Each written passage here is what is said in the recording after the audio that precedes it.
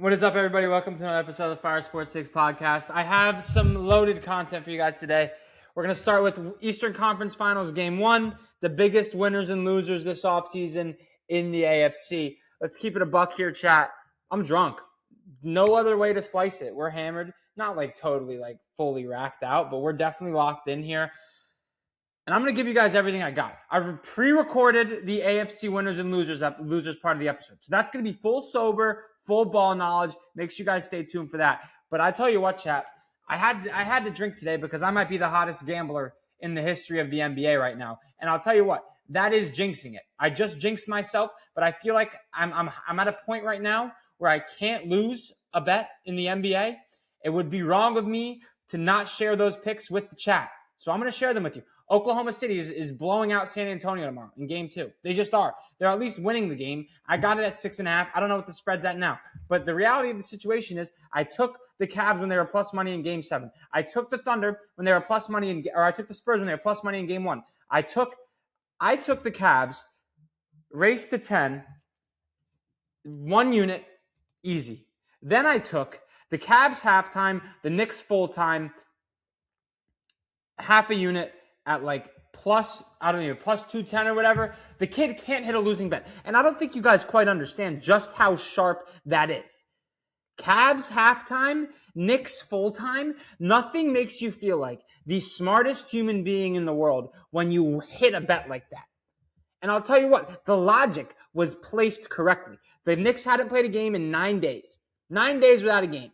The Cavs were coming off a game 7 where they just blew the brakes off of Detroit. And I'll tell you what, at the end of the first half, it was not an easy first half cover by Cleveland. It was a sweaty first half cover, and it was an even sweatier full-time cover by the New York Knicks. And I'll tell you what, Jalen Brunson is unbelievable. He might be the most clutch player in the NBA, not named SGA, but even in the playoffs over the past few years, I feel like Brunson has been more clutch than SGA because he came back down 20 against Boston in TD Garden in games 1 and 2 last year. And then in game 1 of the Eastern Conference Finals this year, down 20 in MSG. And Jalen Brunson put the team on his back. And I'll tell you what, people are going to rip on James Harden because that's who they were seeking defensively for Cleveland, and that's a pretty good game plan. But I feel like Harden had a hand in Brunson's face for every single one of those buckets. I thought Harden was playing pretty solid defense, highly contesting every single shot Jalen Brunson was taking when they went on that 18-1 run in the end of the fourth quarter, forced overtime, and Brunson was just banging everything. And then Mikal Bridges and Landry Shamet were clutch when they needed to be, and the Cavs simply weren't, especially in overtime. And once the Knicks got that lead down to 10 points, you just kind of felt all of the momentum shifting, especially in MSG. That's when home court matters, because if that game was in Cleveland and you get it down to 10, you don't get that type of lift from the crowd that the Knicks got because it was a home game. And honestly, on the flip side of that coin, the Knicks did the same thing, down 20 in the fourth quarter in Boston in games 1 and game 2 last year. So maybe that doesn't even matter, but I just felt like you could feel MSG getting into it. Even when they got it down to 15, the Knicks scored a buck. I think they scored a 3. They come back, they force a turnover, and you could just feel MSG starting to come to life. And you're like, okay, hold on, let's wait a minute. And then Jalen Brunson hit the ridiculous floater off the top of the backboard when Harden was honestly in good position defensively. And it's just like, holy cow, this is going to happen. And it just felt like it was never in doubt once the Knicks started getting MSG back into the thick of things. And what a tough loss for the Cleveland Cavaliers, man. Seriously, it was just, you want that game so bad if you're Cleveland. You steal home court, you get game 1, you're going into game 2 with a chance to go up 2-0 on the road, but even at the worst, you already split the series, but instead they choke it away, and you give the Knicks so much momentum, a team that was coming off one of the best spurts of playoff basketball I've genuinely seen in a long time, where they just ripped off 7 straight after falling down 2-1 against Atlanta. But it wasn't just 7 straight wins. It was 7 straight dominant wins. It was a really impressive stretch.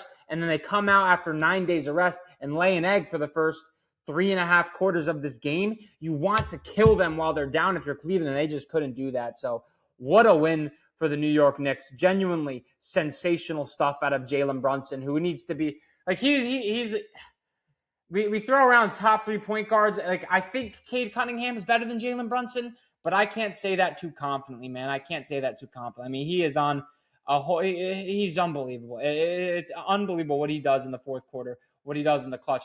Also, Kenny Atkinson is my guy. As a Brooklyn Nets fan, I will defend Kenny Atkinson till the day I die. He should have never gotten fired for Steve Nash once the Nets signed Kyrie Irving and Kevin Durant, and all that fiasco went down after they made the playoffs with D'Angelo Russell, Rondae Hollis Jefferson, Spencer Dinwiddie, Karis LeVert, Jared Allen. With that roster, Jared Dudley, Allen Crabbe, like when they made the playoffs with D'Lo was an all-star back in 2018, that was Kenny Atkinson and D'Angelo Russell more than it was anybody else. And Kenny Atkinson will always have a soft spot in my heart because of how electric that team was that season. But it comes down to, like, how are you not calling a fucking timeout, bro? How are you not calling? You're up 18. They cut the lead to 5, and then you call your timeout. You need to call that timeout after they go on a 6-0 run and lock those boys in. And it's just, what a collapse. What a collapse. For the rest of this series, I said Knicks in 6. They don't get that one, Cleveland. Knicks have all their momentum back. If they're playing at as high as a level if they've been playing out before they lost all the momentum with the 9 games off, I don't know if Cleveland wins a game in this series. It's that kind of thing from game 1. It's that kind of thing. Like, they don't have the wing defenders to guard OG Anunoby and Mikal Bridges. And Mikal Bridges was huge down the stretch for the Knicks in this game. Hit a step back 3, hit a corner 3. I don't know. I just have a tough time seeing the Cavaliers get a game. I really do. And that's where we're at. This was a brutal loss for Cleveland. I'm such a Donovan Mitchell guy too. And he was having a pretty solid game. And then he just didn't. And he was getting locked up. I am a Donovan Mitchell guy. I am a Cleveland. I root for Cleveland. I got friends that are Cavs fans. I root for them. I don't like the Knicks. I'm a Brooklyn Nets fan. I want the Knicks to be bad so that the Nets can get the most out of those Mikal Bridges picks. But fuck, man. As a Jets fan, part of me is rooting for the Knicks just because I have fellow Jets fans that are Knicks fans, and I'm happy that they get to be happy. But at the same time, it's like, fuck the Knicks. Like, when the Nets were good, the Nets owned them, and Knicks fans would cry and cry and cry because KD picked Brooklyn over MSG, because Kyrie picked Brooklyn over MSG, and they were just crying. They should have chosen the Knicks. They should have chosen the Knicks, whatever. And they were very annoying. But the further we get removed from that, it's like, okay, I can not root for them. I don't like them, but they did a really good service to me by blowing the brakes and embarrassing Boston last year. Like, my hatred for Boston is higher than, honestly, almost my fandom for some of these New York sports teams. And I'm not even a New York Knicks fan. So I have to give the Knicks some respect and some love for the way they embarrassed the Boston Celtics, who brought back everybody from their championship team a few years ago, but they finally played in a healthy Eastern Conference and they didn't even make it to the Eastern Conference Finals. I owe the Knicks some respect in that aspect, but I am a Spida guy. I am a Donovan Mitchell guy. I am a Jared Allen guy, even though he's been a little bit underwhelming in the postseason. But it was just so entertaining to watch Jalen Brunson go to work tonight. And boy, did he go to work. So, yeah, well, unbelievable stuff. What else is going on in the sports world today? Rashee Rice, clown, man. I mean, he's just a clown. I don't know how you could. Like, Rashee Rice was on pace last year without the 8-game suspension. Rashee Rice on a per game basis. Rashee Rice on a per game pace to have 1,200 yards, would have been top 10 in receiving, would have had more receiving yards than Chris Olave, who was an all-pro last year. He is electric. He's one of the best after-the-catch guys in the NFL. He has terrific hands. He makes people look silly in open space. And Patrick Mahomes seems to find him whenever he needs a first down. It's not Travis Kelce anymore. It's been Rashee Rice. Whenever they need a big play, it's Rashee Rice, not Travis Kelce, at least over the last season and a half when Rashee Rice has been on the field. But he just can't seem to stay out of his own way. And it's really just a selfish move. Like, Rashee Rice, if he stayed on the field, would get a ridiculous contract. Like, he is that good of a player, but he just can't do it. And it's selfish for his family. It's selfish for his entire bloodline. He has a chance to create generational wealth, and he can't stay off the fucking weed. It's just low IQ behavior, and it's unacceptable. It's unacceptable. He's an idiot. He's an idiot. Now, I don't think he should be punishing people for smoking weed, but I don't think people that have that take understand that he was on probation for a hit and run, which is crazy. Like, he was, the video is, I don't know the full details of the case, but the video is pretty damning. Like, he hit a guy and then he ran away from the scene. And he's on probation for it. If you're on probation, you can at least put the fucking weed down. Insert the Stephen A. Smith, stay off the weed. Like, it's frustrating, man. I'm a Rashee Rice fantasy defender. I really am. But it's really frustrating. But that'll do it for this portion of the episode, man. I'm going to pass it to myself. I'm drunk right now, chat. I am drunk right now. I think I'm doing well for a drunk episode. What a game. Seriously. over these next few days, I'm going to be at work. This is the thing, chat. I'm drunk today. I had the day off. I worked like a bunch of hours in the next coming days. You're still going to get podcast episodes out of me. You're still going to get clips out of me. You're still going to get YouTube videos out of me.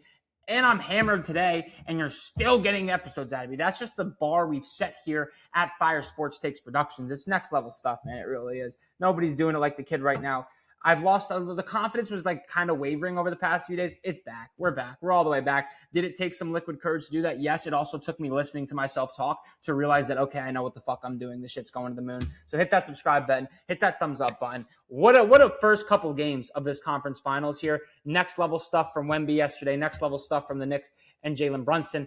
I will send it to myself now. And I'll talk about the best winners and losers this offseason in the AFC. All right, let's talk about the biggest winners and losers of this offseason in the AFC. And there's going to be a team that's not on this list. And I think we should just get them out of the way right away. But everybody and their mom is glazing what the Las Vegas Raiders did this offseason. And do I think they're going to be better this year than they were last year? Well, yeah, they were the worst team in the NFL last year. But why are we pretending like this team has a legitimate chance to contend in the AFC West when there's teams like the Chargers who didn't really do a whole lot this offseason, but Justin Herbert with Mike McDaniels and 2 healthy offensive tackles, yeah, that's better than Fernando Mendoza throwing the ball to Jalen Nailor and Trey Tucker. Then you have the Kansas City Chiefs with Patrick Mahomes, and although Rashee Rice is going to spend 30 days in jail, he should still be ready for the start of the season. You can't cut out the Chiefs, especially the moves they made on the defensive side of the ball this offseason as well. And then you have the Denver Broncos, who were a Bo Nix injury away from making the Super Bowl last year. So I am all the way out on the Las Vegas Raiders. And I'm happy everybody is buying stock, because if this was like the stock market, that means their price is inflated and I would sell it. Hopefully their win total keeps climbing so I can hammer the under. I'm out on the Raiders. I think they're a better football team this year than they were last year. And I don't want to call them losers. Like, I'm going to go 2 losers, 2 winners from the AFC in this segment. But I don't think the Raiders are winners the way everybody else does. And I loved what they did in the draft. I think Traden Stukes, the safety from Arizona, is a dog. Rangy, great ball skills freak. And obviously Jermod McCoy was a projected top 10 pick a year ago. They got him with the first pick in the 4th round. That's insane value if he can stay healthy. But why would a player of that talent drop that far unless there were some real health concerns? But you could say the same thing about Will Johnson last year. Well, Jermod McCoy fell a whole extra round and a half farther than Will Johnson did. And Will Johnson fell out of the top 10, which he shouldn't have based on the tape because of the knee injury. And he looked really good last year as a rookie for Arizona. So I like what the Raiders did in the draft. I think they got terrific value. Traden Stukes.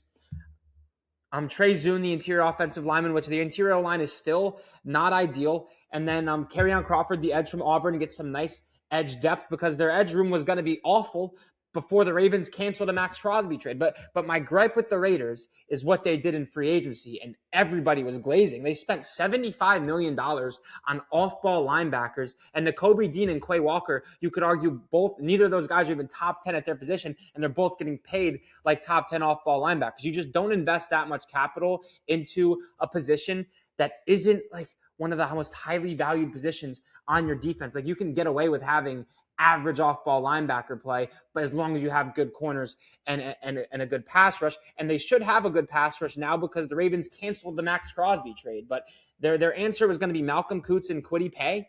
The interior of their defensive line is a joke.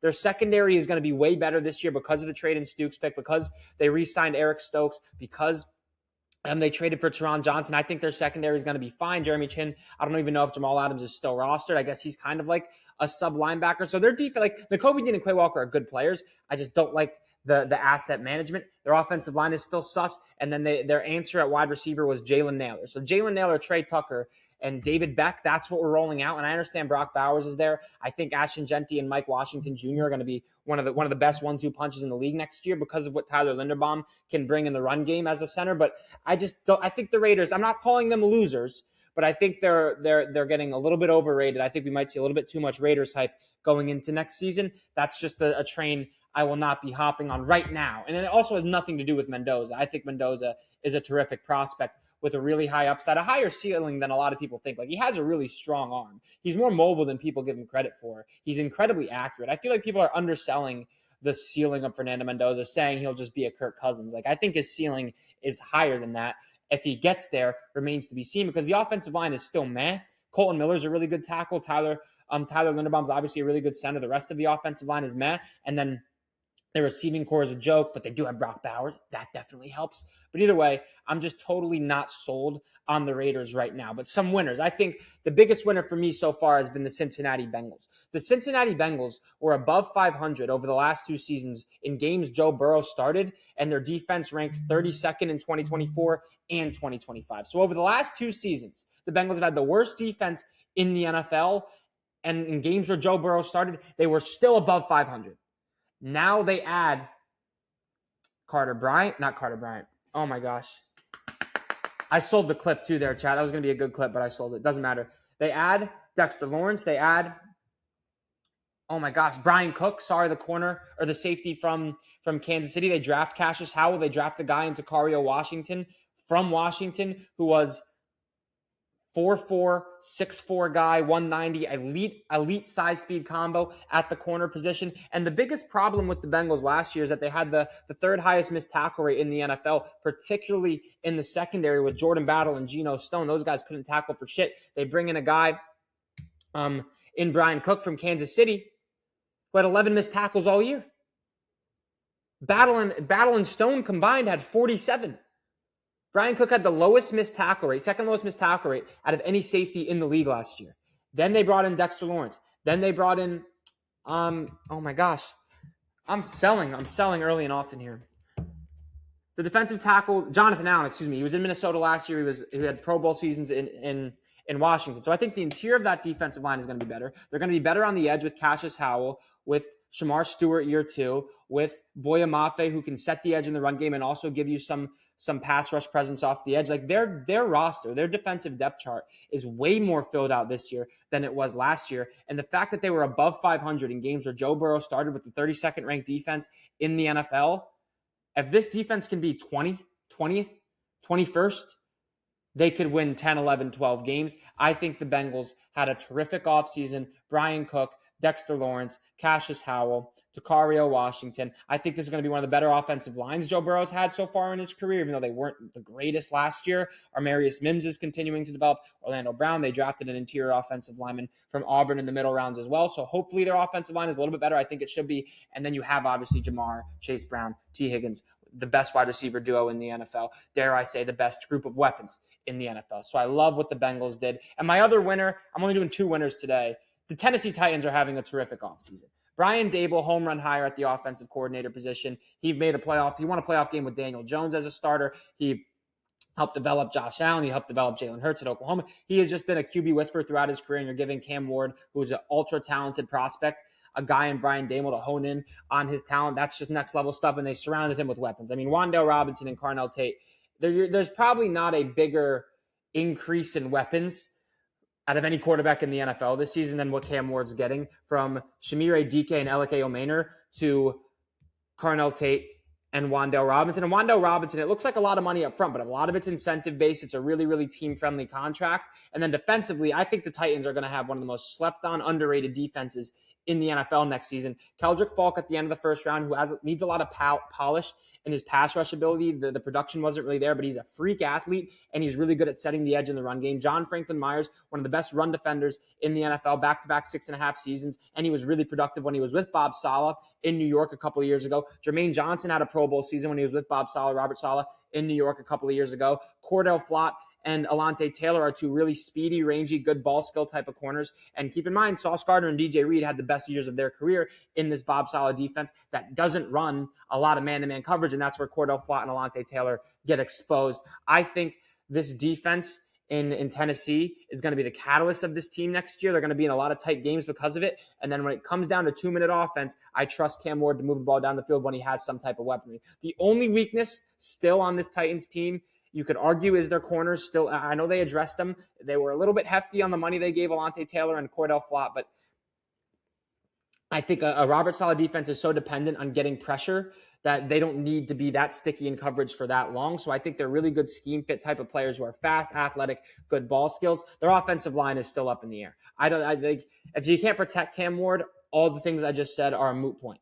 But they didn't address it, which tells me they probably have faith on the guys in the building. But and Cam Ward is extremely mobile, hard guy to sack, it's tough. The O-line is not good. I think that limits their ceiling next year. But again, they were one of the worst teams in the league. They're not going to fix everything in one offseason. I think they did a good job in surrounding Cam Ward with some good weaponry on the outside. And I think the defense is going to keep them in enough games where Cam Ward can be special in the 2-minute drill scenario, game-winning drives. Expect a lot of them from Cam Ward next season. So I like the Titans a lot. Now, the biggest losers so far in this year's offseason, the Jacksonville Jaguars. I mean, I still think they're going to be good next year. I'm not like indicting them. I'm not saying they're going to be garbage, but they lost Devin Lloyd and they lost ETN. You could argue ETN was their most productive weapon on the offense last year. Devin Lloyd was an all-pro linebacker. They lost both of those guys. They didn't replace them. Their offensive line is not the greatest, and they didn't address it either. And every single pick in their draft class was deemed a reach according to the consensus board. Now, I don't know what data, like where this consensus board come from, like who are we gathering this consensus from? But then you look at the board and it's like, okay, I'm not totally sure where it all happened. I mean, they took a project tight end in the second round when they had Chris Brazzell, Romello Height, Julian Neal, Emmanuel McNeil-Warren. They had a plethora of guys that could be impact players on day one at positions of needs on the board, and they took a project tight end. That didn't make a lot of sense to me. They did take Emmanuel Pregnon, the guard out of Oregon. I did like that pick a lot. Only 7 sacks allowed in 4 years starting freak athlete. So that shows up the offensive line a little bit. But again, they lost Travis Etienne. They lost Greg Newsome. They lost Devin Lloyd. You could argue 2 of those guys were the most impactful players on their respective sides of the football last year. They didn't address it. Travis Hunter's going from wide receiver corner to just corner, so you could say they kind of lost a receiver. I still think they're going to be good. I think they have one of the best wide receivers, most underrated wide receiver rooms in the NFL with Parker Washington, who I think is incredibly underrated. Brian Thomas Jr., who had like 1,400 yards as a rookie, fell off a little bit last year. And then Jacoby Myers has just been consistent throughout his entire career. So I think their weapons are going to be good. I trust Liam Cohen. I don't trust their draft, but the fact that like they zigged when everybody else zagged, that kind of does speak to me just a little bit. But either way, I think the Jags are going to be good, but they got worse this offseason and they didn't kind of fill in the biggest positions that they lost. That's the thing with Jacksonville this offseason. I still think they're going to be good. Gladstone, also, it is interesting. Like, they didn't sign a bunch of guys. They extended a few guys, but I think they're going to get a lot of compensatory picks with losing ETN, with losing Devin Lloyd. And I think the reason he didn't fully re-sign guys and fill those roles is so that he gets those picks. And I think that could be a smart strategy. I did just read that, so I don't know how much truth is in that, where, like, if you don't replace a player, then you get a compensatory pick. And Devin Lloyd, an all-pro, leaving. Travis Etienne, 1,000-yard scrimmage guy, back-to-back seasons, leaving. You're probably going to get like 3rd round, 4th round compensatories, and that's pretty solid at the end of the day.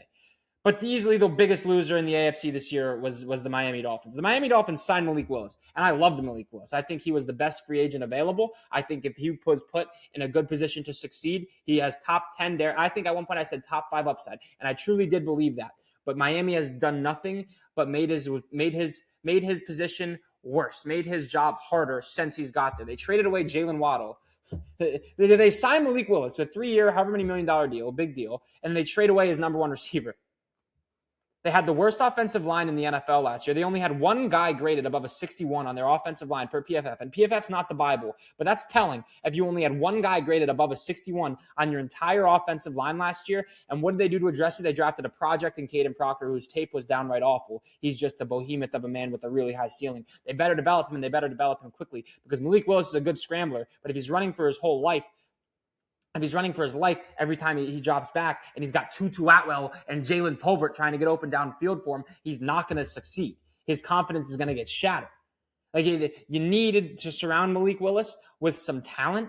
They simply did not do that. Their defense is good. I think their defense is a little bit underrated. Their front 7 is going to be solid, even though they lost Bradley Chubb. But Zach Sealer, Kenneth Grant, Chop Robinson, they have some guys, but they lost Bradley Chubb. They have Jordan Brooks as well, who's one of the most underrated off-ball linebackers in the league. Their secondary should be better. I love Chris Johnson. I love the Chris Johnson pick. They did draft Jacob Rodriguez as well, who I think is a solid player. I think he's a little bit overrated. I don't even think he was the best off-ball linebacker on Texas Tech. I think he benefited a lot from playing behind a Texas Tech defensive line that had Lee Hunter, who went in the 2nd round, that had David Bailey, that went 2nd overall, that had Romello Heights, who went in the 3rd round. Like, he was playing behind NFL caliber defensive linemen in the Big 12. I think that helped him a lot, and he wasn't even the best off-ball linebacker, in my opinion, on Texas Tech last year. So I think he's slightly overrated. But the rest of their draft, in my opinion, was just awful. Chris Bell can't get open. He's a yak merchant. If the number one thing you bring to the table is yards after catch, you're going to be a gadget guy. Third-round pick on a gadget guy when you just traded Jalen Waddle. Like, who's catching passes for Malik Willis? It's Jalen Tolbert. It's Chris Douglas. It's Reggie Virgil. I forget, whatever Texas Tech mid-receiver they drafted. It's Chris Bell. It's Tutu Atwell. It's Malik Washington. That's awful. That is awful. Their offensive line is garbage. They have one of the worst receiving corps in the NFL. They did give Devon Achane a shitload of money, and I don't hate that because it's not like they have a lot of money. They don't have a lot of guys that are expecting big extensions, so it's like they have money to spend right now. You might as well spend it, and Achane is going to have to carry that offense, and he will. He is genuinely a top 5 running back in the league. So although it goes against my philosophy of like paying a running back when you're not Super Bowl contender like type of roster, but again, they don't have a lot of money to spend anyway. They don't have a lot of players to spend money on. So I don't hate the contract, although it definitely was a little much. He's a dog, so I don't hate it. But it's just they signed Malik Willis, which I'm not. That's not why I'm calling them losers. It's the fact they signed Malik Willis and then just did nothing to surround him. That's pathetic. And I hate the Jeff Hafley hire. Jeff Hafley, what do you do for me when your team is not that good? Because when Micah Parsons went out, they had 2 sacks the rest of the season. 2. They allowed 28 points per game the rest of the season after Micah Parsons went down against Denver. That second half, fourth quarter collapse against Chicago, that falls on Hafley as much as it falls on the floor. And then they go out and hire him? Like, when he lost his good players, the defense stunk. And obviously that's going to happen. Like, your defense is going to get worse, but it was straight up awful without Micah Parsons. Get the most out of your players. Derrick Henry ran through their face in like week 15 on that Saturday game. Through their face.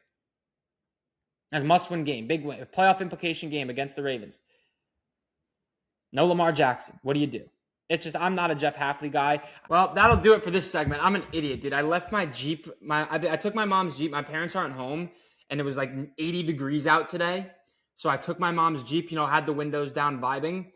I've been home for probably 4 hours, and I was just told that I left the Jeep on for the past 4 fucking hours. That's a bad move there, Chad. That's a bad move. It's okay, though. Everything I just said was facts. I don't remember where I left off, but basically, the Miami Dolphins are the biggest losers of this offseason in the AFC because they signed Malik Willis, and what did they do to protect him? Absolutely nothing. They traded away his number 1 option in Jalen Waddle and failed to replace him. The wide receiving core in Miami is Chris Bell, Tutu Atwell, Jalen Tolbert, behind one of the worst offensive lines in football. And I love Malik Willis as a I guess, prospect in free agency this year. If he was put in a situation where he could succeed, he's going to be running for his life behind the worst offensive line in the sport last year that had one guy graded in the 60s. That's not even high, but above 60 per PFF last year. And I know PFF isn't the Bible, but that is very telling. And on top of that, they lost Bradley Chubb defensively. They lost Mika Fitzpatrick defensively. I do like the Chris Johnson pick at the end of the first round. He was really productive at San Diego State, but there's a lot of question marks on their defense. I think their front 7 will be fine, but losing Bradley Chubb doesn't help, and their offense in general is just a disaster, and Malik Willis is going to go from one of the best coaches, one of the best situations in Green Bay to the worst situation in the NFL for a quarterback to succeed. I don't think that's a recipe for success. The Miami Dolphins have had a horrendous offseason. All right, chat, that'll do it for today's episode of the Fire Sports Takes podcast. Yeah, I literally left my Jeep running. I left the car on. I left my mom's car on for 5 hours. Just next level moronic stuff out of me. Not good. Not a good look. But either way, we're back. We've got a lot of content coming. Make sure you hit that subscribe button. Make sure you hit that thumbs up button. I love you guys. I'll talk to you guys in the next episode of the Fire Sports Takes podcast.